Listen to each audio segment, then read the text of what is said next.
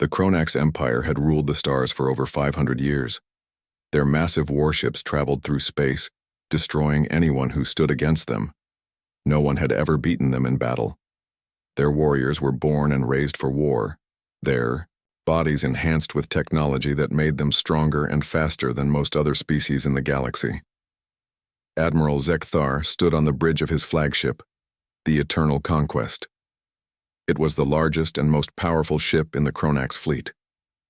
Through the main viewing window, he watched as his fleet of 50 warships moved into position. Their next target was the Centauri system, where a group of weaker alien species had joined together in a desperate attempt to protect themselves.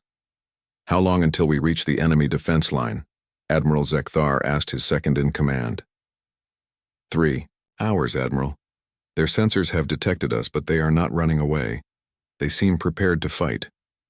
Zekthar laughed, a deep rumbling sound that echoed across the bridge. They always think they can win. They never learn. He had led more than 30 successful campaigns against various alien civilizations. Not once had he tasted defeat. Not once had he even faced a worthy challenge. "Prepare all ships for battle," he ordered. "I want the Centauri system under our control by the end of the day." Far away on the blue-green planet Earth, Captain Frank Miller walked quickly through the halls of the United Earth Defense Force headquarters. An emergency meeting had been called by the Governing Council, and he did not want to be late. As captain of the UES Defiance, Earth's newest and most advanced warship, he knew he would likely be involved in whatever crisis had emerged. He pushed open the doors to the council chamber. 12 men and women sat around a large table, their faces serious. Admiral Janet Williams, head of the Defense Force, motioned for him to sit down. "Captain Miller, thank you for coming so quickly," she said. "We've received a distress call from the Centauri Coalition. The Kronax Empire is moving against them with a large fleet. They've asked for our help." Frank nodded. Earth had only achieved faster-than-light travel 30 years ago, making humans relatively new to the galactic community. Most advanced alien species viewed humans as primitive newcomers, barely worth noticing, but Earth had established friendly relations with the Centauri Coalition, one of the few alien groups that treated humans with respect. "What are we going to do?" Frank asked. "The Kronax have never been defeated in battle." "That's because they've never faced humans before," said Lieutenant Susan Rogers. As Frank's tactical officer on the Defiance, she had been invited to the meeting as well. She stood up and activated a holographic display in the center of the table. "The Kronax rely on their superior numbers and their advanced energy weapons. But they've grown overconfident. They don't adapt their strategies because they've never needed to." Susan pointed to different parts of the display, showing the Kronax fleet formation. "They always use the same attack patterns. And more importantly, they've never seen our technology in action. The shield systems on the Defiance use principles no other species has developed." "Are you suggesting we send one ship against a Kronax fleet?" asked one of the council members. "That would be suicide." Admiral Williams leaned forward. "Not necessarily. The Defiance was built specifically to test our most advanced defense and weapon systems. Systems that were developed through centuries of warfare against ourselves. This was the dark truth that humans rarely discussed with alien species. While most advanced civilizations had achieved peace within their own kind thousands of years before reaching the stars, humanity had continued fighting itself until very recently. The terrible wars throughout Earth's history had pushed human military technology in directions other species had never explored. "The Council must decide," Admiral Williams continued. "Do we maintain our neutrality, or do we take this opportunity to show the galaxy what humans are capable of?" The Council members looked at each other, clearly uncertain. Frank understood their hesitation. Earth had deliberately kept its true military capabilities secret, preferring that other species continue to underestimate humans. Susan spoke again, her voice firm. "If the Kronax defeat the Centauri Coalition, they'll eventually turn their attention to human colonies. They're conquerors. They won't stop until someone stops them." After several minutes of heated debate, the council voted. It was close, but the decision was made. Earth would send help, but not a fleet. Just one ship. The Defiance. 2 days later, Frank stood on the bridge of the Defiance as the crew prepared for departure. The ship was sleek and relatively small compared to the massive dreadnoughts of other species. What it lacked in size, however, it made up for in speed and firepower. "All systems are green, Captain," reported Chief Engineer Alan Daniels. "The new shield harmonics have been calibrated, but I should warn you, we haven't field-tested them against Kronax weapons." Frank nodded. "Then I guess we're about to find out what they can do." He looked around at his crew. Susan Rogers at the tactical station, Denise Clark managing communications, Paul Martinez handling security. All of them were the best Earth had to offer. They had trained together for months, running countless simulations of various combat scenarios. "Time to jump?" asked Frank. "Jump engines ready, sir," replied the navigation officer. "Coordinates for the Centauri system are locked in." Frank took a deep breath. This would be humanity's first true military action against an alien force. The outcome would shape how the galaxy viewed Earth for generations to come. "Send a message to Earth Command," he said to Denise. "Tell them we're proceeding with the mission." He sat down in the captain's chair and looked at the main view screen, which showed the blackness of space dotted with distant stars. "Everyone knows what's at stake," Frank said to his crew. "We're not just fighting to help the Centauri coalition. We're fighting to show the galaxy that humanity is a force to be reckoned with." He paused, then gave the order. "Engage jump engines." The ship hummed as the powerful engines activated. The stars on the view screen stretched into lines of light as the Defiance leaped into faster-than-light travel, heading toward a battle that would change the course of galactic history. In the darkness of his quarters, Frank reviewed the files on the Kronax Empire one more time. Their ships, their weapons, their tactics. He memorized every detail. The Kronax had never known fear in war, had never tasted defeat. Frank allowed himself a small smile. That was about to change. The Defiance emerged from its faster-than-light jump at the edge of the Centauri system. The ship's engines hummed quietly as Captain Frank Miller studied the tactical display. He could see the Kronax fleet already engaging the defensive line of the Centauri coalition. Bright flashes of light marked where ships were being hit by energy weapons. "Status report," Frank ordered. "Stealth systems are active," Susan Rogers replied from the tactical station. "The Kronax haven't detected us yet." "Coalition forces are taking heavy damage," Paul Martinez added from security. "At the current rate, their defensive line will collapse within 30 minutes. Frank nodded grimly. "What about the Kronax fleet?" 50 ships, as expected, Susan said. "The flagship Eternal Conquest is directing the attack from the rear." Communications Officer Denise Clark touched her earpiece. "Captain, I'm intercepting Kronax transmissions. They're—" She hesitated. "What is it, Clark?" "They're laughing." "Sir?" "Mocking the coalition's attempts to fight back. They're treating this like a game." Frank's jaw tightened. Throughout human history, overconfident armies had often been defeated by more determined, innovative forces. The Kronax were about to learn that lesson. "Let's introduce ourselves," he said. "Clark, open a channel to the coalition forces. Encrypted, so the Kronax can't intercept it." "Channel open, sir. This is Captain Frank Miller of the UES Defiance. We've been sent by Earth to assist you. Hold your position for 10 more minutes. Help is coming," a surprised alien voice responded. "One ship?" "The humans sent one ship." "Sometimes one is all you need," Frank replied. "Defiance out." He activated the ship-wide communication system. "This is the captain speaking. We're outnumbered, 50 to 1, but they've never faced a human warship before. Let's show them why Earth spent 3 centuries perfecting the art of war." Frank turned to Susan. "Target the 2 ships on the outer edge of their formation. We'll hit them before they know we're here." The Defiance moved silently toward the Kronax fleet, its revolutionary stealth systems hiding it from enemy sensors. Designed using principles developed for submarine warfare on Earth, these systems made the ship nearly invisible until it was ready to attack. On the bridge of the Eternal Conquest, Admiral Zekthar watched with satisfaction as his fleet tore through the Coalition's defenses. These pathetic aliens had no chance against Kronak's might. His sensors officer suddenly sat up straight. "Admiral, we have detected an unidentified vessel approaching from the system edge." "Show me," Zekthar commanded. A small ship appeared on the display. It was unlike the designs used by the Coalition forces.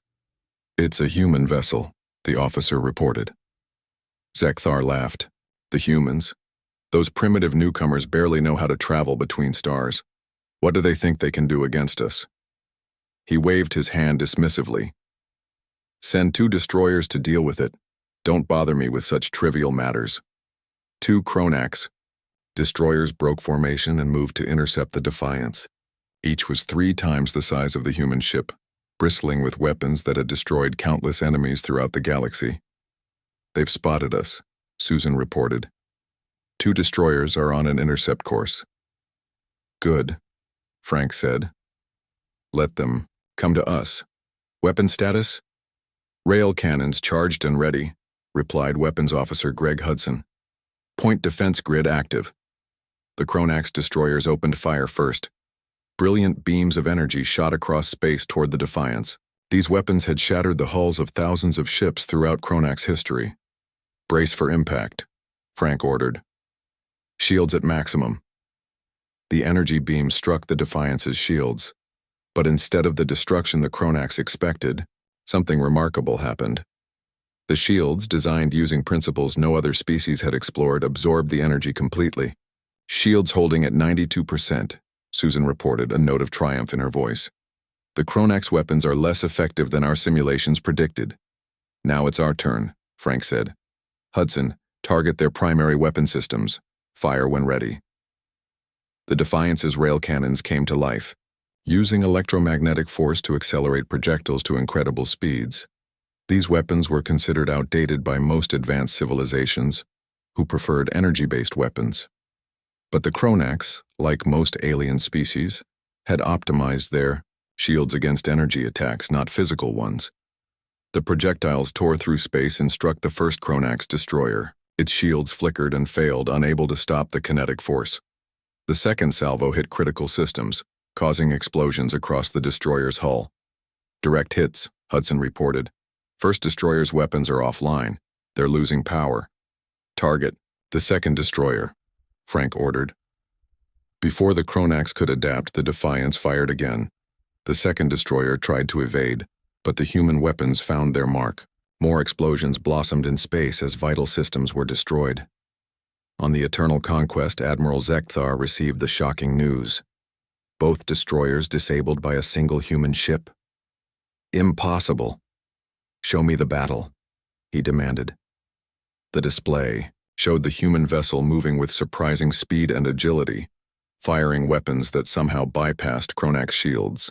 For the first time in his long military career, Admiral Zekthar felt something unfamiliar stirring inside him. Concern. "What kind of weapons are they using?" he asked. "Primitive projectile weapons," his weapons officer replied, sounding confused. "But they're moving at speeds we've never encountered before. And their shields. Our energy weapons barely affected them." Zekthar's eyes narrowed. "Divert 10 more ships from the main attack. Destroy that human vessel immediately." Back on the Defiance, the crew watched as 10 Kronaks warships broke away from the main fleet and headed toward them. "Looks like we got their attention," Susan said. "Good," Frank replied. "That's 10 ships not attacking the Coalition forces, exactly as planned." He turned to his crew. "They still don't understand what they're dealing with. Let's show them why. Humans have always been survivors." The Defiance adjusted its position, preparing to face the approaching Kronaks ships. Chief Engineer Alan Daniels monitored the ship's systems from engineering. "Shields are recharging, Captain," he reported over the comm. "Power distribution is optimal. We're ready for round 2. Frank nodded. They think their mistake was not sending enough ships, but their real mistake was underestimating humanity. He looked at the tactical display showing the 10 Kronaks warships moving into attack formation. "Prepare multiple simultaneous firing solutions. Let's show the galaxy what humans can do." The battle that would change the course of galactic history was just beginning. The 10 Kronax warships spread out in a wide formation as they approached the Defiance. Their strategy was clear. Surround the human vessel and attack from multiple angles, overwhelming its defenses with concentrated fire. "They're trying to box us in," Susan Rogers said, studying the tactical display. Frank nodded. "A standard Kronax tactic. They rely on their numbers." He turned to Weapons Officer Greg Hudson. "Prepare the point defense grid. They'll launch missiles soon." As if on cue, the Kronax ships fired, releasing hundreds of missiles that streaked through space toward the Defiance. "Missiles incoming," Paul Martinez announced from the security station. "Impact in 15 seconds. In most space battles throughout the galaxy, such a missile barrage would be devastating, but the Defiance was equipped with technology that had evolved through decades of warfare on Earth. A point defense system originally designed to intercept nuclear missiles. "Activate point defense grid," Frank ordered. Thousands of precision lasers activated across the hull of the Defiance. With an accuracy no alien species had achieved, the grid tracked and destroyed the incoming missiles. Bright flashes filled space as missiles exploded safely away from the human ship. On the Eternal Conquest, Admiral Zekthar watched in disbelief as his missiles were intercepted. "How?" he demanded. "No ship can stop that many missiles simultaneously." "Unknown, Admiral," his weapons officer replied, clearly shaken. "Their defensive capabilities exceed anything in our records." Meanwhile, in the science lab of the Defiance, Dr. Laura Peterson analyzed the data from the first exchange with the Kronax destroyers. "Captain," she called over the comm, "I've identified a harmonic vulnerability in their shield systems. If we modulate our rail cannons to fire at precisely 438.6 terahertz, we should be able to create a resonance effect that will multiply the damage." "Do it," Frank replied. "Hudson, target their lead ships when the modulation is complete." The Kronax ships, seeing their missiles fail, switched to energy weapons. Beams of destructive force lanced toward the Defiance from multiple directions. "Evasive maneuvers," Frank ordered. The human ship moved in ways the Kronax had never seen. Unlike the rigid, predictable movements of most spacecraft, the Defiance executed a series of rapid changes in direction, utilizing three-dimensional space in ways Kronax battle doctrine hadn't prepared for. Most of the enemy beams missed entirely. Those that struck the shields caused less damage than the Kronax expected. "Shield status?" Frank asked.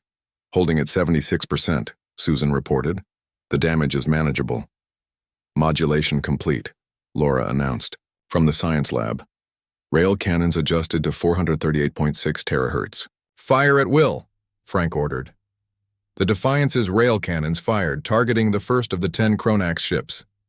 The projectiles, now modulated to exploit the weakness in the alien shields, struck with devastating effect. The Kronax shields flickered, then failed completely as the resonance cascade overwhelmed them. Critical systems were hit, causing explosions throughout the ship. "Direct hit," Hudson confirmed. "First target is disabled." The Defiance didn't pause. It shifted position and fired again, targeting a second Kronax vessel. The same result occurred. Shields failed and the ship was crippled. The remaining 8 Kronax ships adjusted their tactics, trying to stay out of the human vessel's firing arc while continuing their own attack. But the Defiance was more agile than they had anticipated, continually repositioning to bring its weapons to bear. In engineering, Chief Engineer Alan Daniels worked frantically, rerouting power between systems with precision timing. When the weapons needed maximum energy for firing, he directed power from non-essential systems. When enemy attacks were incoming, he reinforced the shields. This dynamic power management, developed for Earth's resource-limited early space vessels, provided a significant advantage. "Daniels to bridge," he called. "I've optimized the power flow to the forward shields. We can take their hits for another 3 minutes before we need to reposition."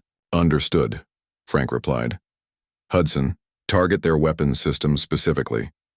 Let's disarm them rather than destroy them completely." This approach, precision strikes rather than overwhelming force, was foreign to the Kronax, who typically relied on brute strength to obliterate their enemies. The human strategy of targeting critical systems while minimizing overall destruction represented a completely different philosophy of warfare. The Defiance continued its attack, systematically disabling one Kronax ship after another. Its rail cannons, now fine-tuned to exploit the weakness in the enemy shields, proved devastatingly effective. On the bridge of the Eternal Conquest, Admiral Zekthar received increasingly disturbing reports. 7 of the 10 ships he had sent were now disabled or severely damaged, their weapons and propulsion systems destroyed with surgical precision. Impossible, he muttered. No single ship could defeat 10 Kronax warships. Yet the evidence was undeniable. The tactical display showed the human vessel moving with incredible speed and precision, avoiding most of their attacks while landing devastating blows of its own. For the first time in his life, Admiral Zekthar felt fear.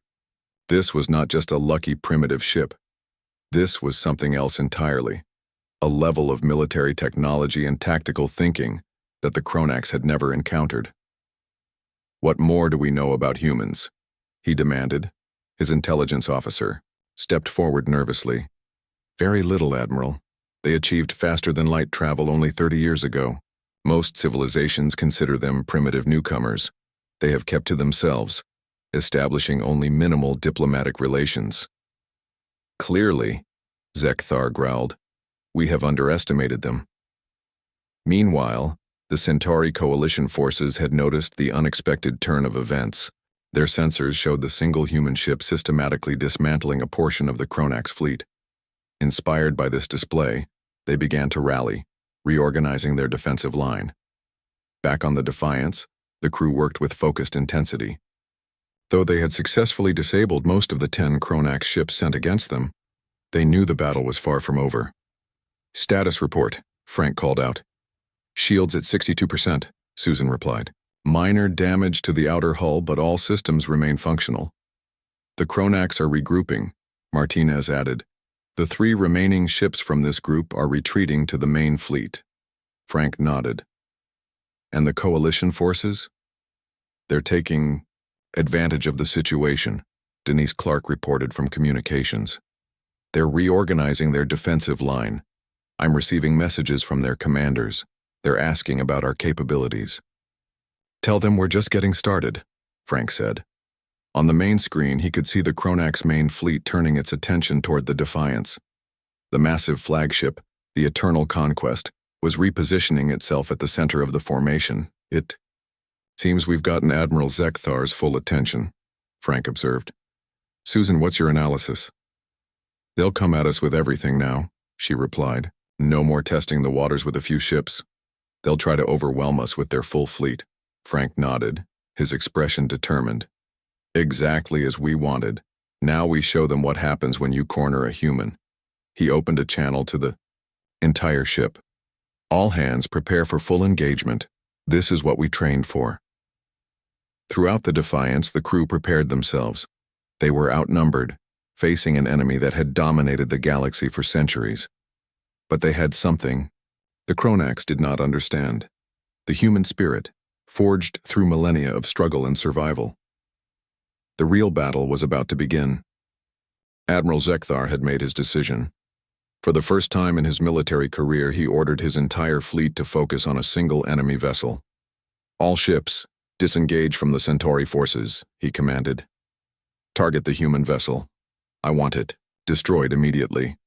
Throughout the Kronax fleet, commanders acknowledged the order. Many were surprised. Never before had a single enemy ship warranted such attention. But none questioned their admiral's command. Aboard the Defiance, the tactical display lit up as the full Kronax fleet changed course. "They're coming for us," Paul Martinez reported. "All 40 remaining ships are breaking off their attack on the coalition and heading our way." "Including the flagship," Susan Rogers added. Frank Miller nodded calmly. "Now we show them what happens when you corner a human." He turned to Communications Officer Denise Clark. "Send a message to the coalition forces. Tell them to regroup and prepare to support us, but not to engage yet. We need to draw the Kronax away from them first." Frank opened a channel to the entire ship.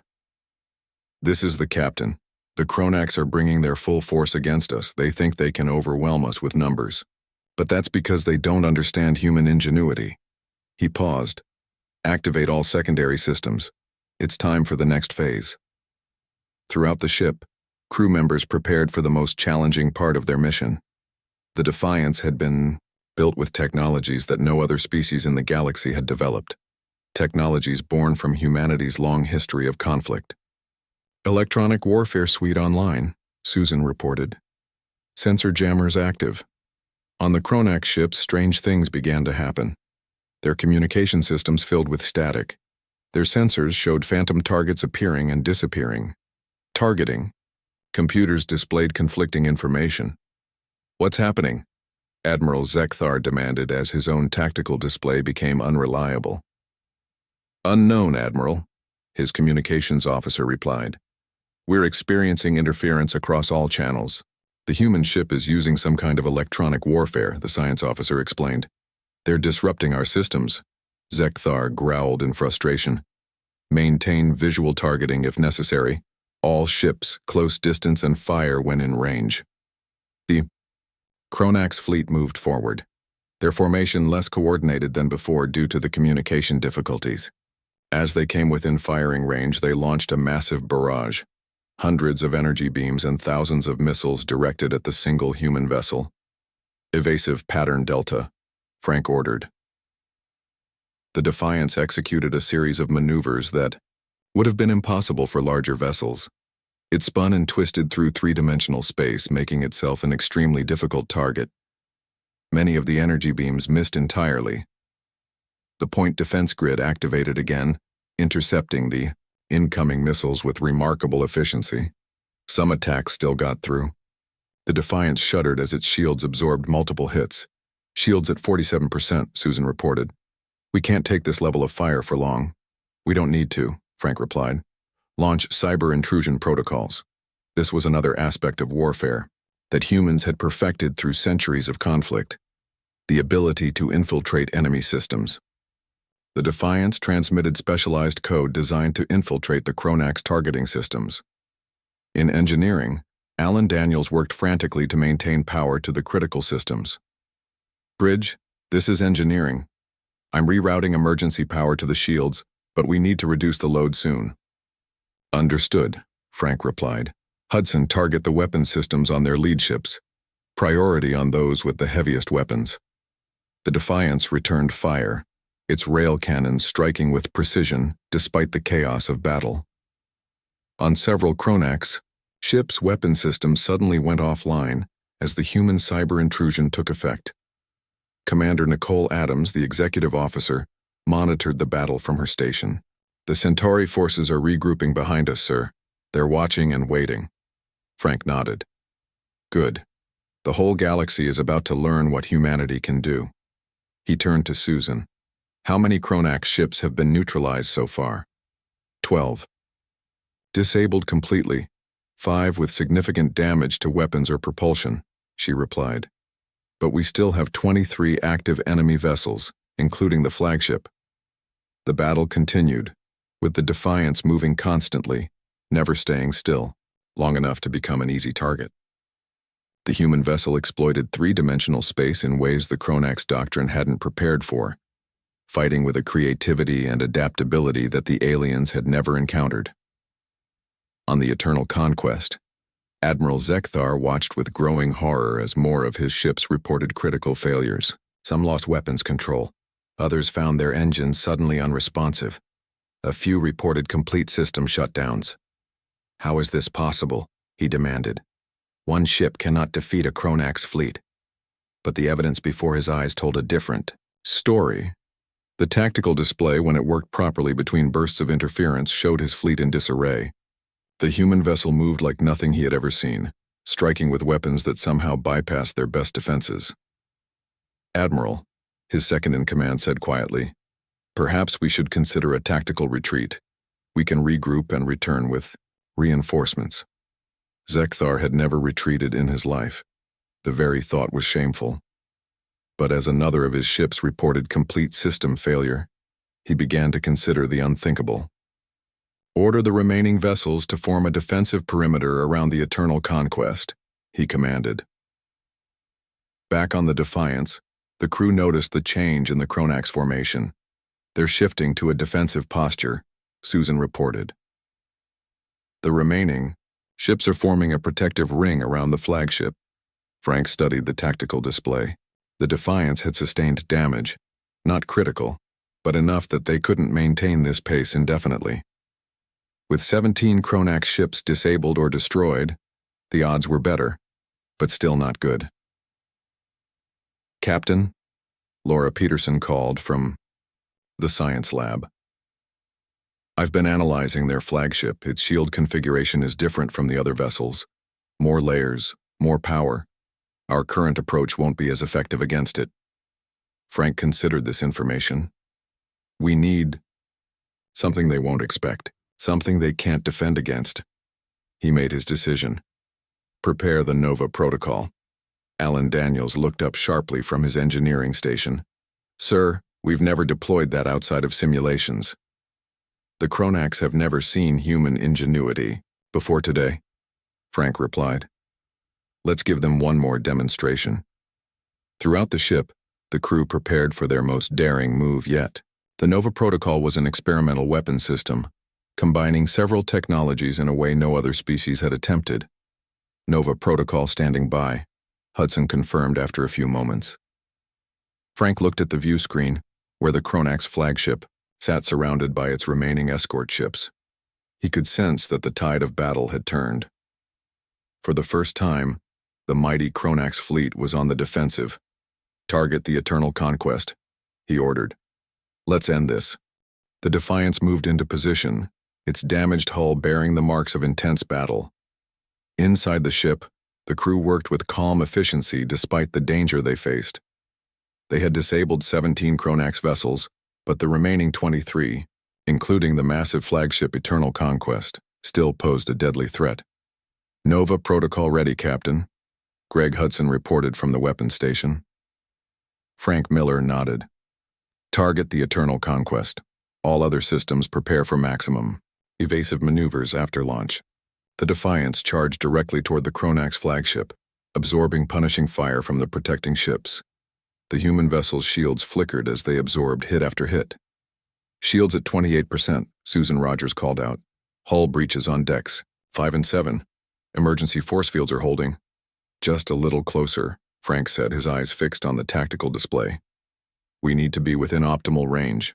On the bridge of the Eternal Conquest, Admiral Zekthar watched the human ships approach with growing concern. "They're making a direct attack run," his tactical officer reported. "All weapons are locked on them, but they're not turning away." "Are they attempting a suicide attack?" Zekthar wondered aloud. "Unknown, Admiral. Their approach doesn't match any known attack pattern." As the Defiance came within striking distance of the Kronax defensive formation, Frank gave the order. "Launch." "Nova!" The human vessel fired what appeared to be a single missile. It streaked toward the Eternal Conquest. "A single projectile?" Admiral Zekthar laughed, relief washing over him. "That's their final attack? Destroy it immediately." The Kronax point defenses locked onto the incoming missile. Energy beams struck it, causing it to detonate. But instead of a simple explosion, something remarkable happened. The missile burst apart into thousands of tiny drones, each no larger than a human hand. "What is this?" Zekthar demanded as his tactical display showed the cloud of small objects spreading out. On the Defiance, Frank ordered immediate evasive maneuvers. The human ship veered away sharply as the Nova Protocol activated. The thousands of mini-drones carried minimal explosive payloads individually, but they were programmed with swarm intelligence developed from Earth's study of insect colonies. Like ants or bees working together, they coordinated their actions with a collective intelligence. The Kronax tried to shoot them down, but there were simply too many, and they moved too erratically. The drones infiltrated the Kronax ships through exhaust ports, maintenance hatches, and even weapon openings. Once inside, they delivered precision strikes to critical systems rather than attempting to destroy the massive vessels outright. "Sir, we have multiple internal breaches," reported the security chief of the Eternal Conquest. Small devices are infiltrating through maintenance access points. They're targeting power distribution nodes, weapon control systems, and life support. Admiral Zekthar stared in disbelief as his flagship's systems began to fail one by one. First weapons, then engines, then shield generators. Throughout his fleet, the same thing was happening. Ship after ship reported critical systems failing as the tiny drones executed their programmed missions with ruthless efficiency. Within minutes, the mighty Eternal Conquest lost all power except for basic life support. The bridge was plunged into darkness, emergency lights providing the only illumination. In that darkness, Admiral Zekthar made a decision that would have been unthinkable just hours before. "Send the signal," he ordered quietly. "Admiral," his communications officer asked, shocked. "Send it," Zekthar repeated, "before we lose all communication capability." For the first time in his career, for the first time in Kronak's history, a fleet admiral sent a surrender signal. Aboard the Defiance, Denise Clark received the transmission. "Captain," she said, her voice filled with wonder, "the Kronak's flagship is surrendering. They're ordering all their remaining vessels to stand down." A moment of silence fell over the bridge as the crew absorbed this information. Then cheers erupted throughout the ship. They had done the impossible. A single human vessel had defeated the undefeatable Kronak's fleet. Frank allowed his crew a moment to celebrate before calling for order. "Damage report," he requested. "Shields at 12%, Susan replied. "Hull breaches. On multiple decks, but all are contained. Weapons still operational, though Rail Cannon 2 is offline. No casualties." Frank nodded. "Open a channel to the Eternal Conquest." On the Kronak's flagship, Admiral Zekthar received the human transmission. The face of Captain Frank Miller appeared on the emergency communication screen. "This is Captain Miller of the UES Defiance. We accept your surrender, Admiral. You will order your remaining ships to power down weapons and prepare to be boarded by coalition forces. Any ship that fails to comply will be disabled." Zekthar stared at the human, trying to comprehend how this had happened. "How?" he asked, simply. "How did one ship defeat a Kronak's fleet?" Frank's expression remained neutral. "You've conquered many worlds, Admiral, but you never faced humanity before. We spent thousands of years fighting ourselves before we reached the stars. We learned warfare in ways you never had to." He paused. "Remember that before you consider breaking your surrender." The transmission ended, leaving Zekthar in stunned silence. As the remaining Kronak's ships powered down their weapons, the Centauri coalition forces approached cautiously. Their leaders could hardly believe what they had witnessed. A single human vessel had accomplished what entire fleets had failed to do.